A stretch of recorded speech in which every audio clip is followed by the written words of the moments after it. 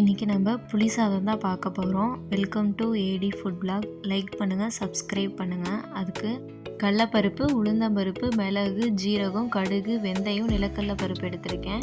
அப்புறம் கொஞ்சம் வரமிளகாய் எடுத்திருக்கேன். ஒரு பேனில் இதெல்லாம் சேர்த்து ட்ரை ரோஸ்ட் பண்ணிக்கலாம். நல்லா வாசம் வர வரைக்கும் வறுத்துக்கலாம். கருவேப்பிலை ஆட் பண்ணிக்கிறேன். கொஞ்சம் பெருங்காயத்தூளும் மல்லித்தூளும் சேர்த்துருக்கேன். என்கிட்ட முழுமல்லி இல்லாதனால தூள் போட்டிருக்கேன். முழுமல்லி சேர்த்துக்கோங்க, அதான் நல்லாயிருக்கும்.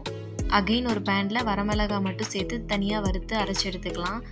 இந்த பருப்பு எல்லாமே அகைன் எடுத்து ஒரு கடாயில் எண்ணெய் ஊற்றி இந்த பருப்பு எல்லாத்தையும் சேர்த்து நல்லா பொரித்து எடுத்துக்கலாம். இப்போ கருவேப்பிலை கொஞ்சம் ஆட் பண்ணி இதை தனியாக எடுத்து வச்சிடலாம். பெரிய லெமன் சைஸ் புளி கரைச்சி அதை தனியாக பேனில் ஊற்றி மஞ்சத்தூள் உப்பு சேர்த்து நல்லா கொதிக்க விட்டுடலாம். நல்லா திக் கன்சிஸ்டன்சி வந்தோடனே அந்த பொடியை சேர்த்துக்கலாம். பொடி சேர்த்து மிக்ஸ் பண்ணதுக்கப்புறம் வரமிளகாய் தூள் தனியாக அரைச்சி வச்சோம் இல்லையா, அதை போட்டுட்டு தாளிப்பு எடுத்து போட்டுக்கலாம். இப்போ சூப்பரான புளி சாதம் ரெடி. ட்ரை பண்ணி பாருங்கள்.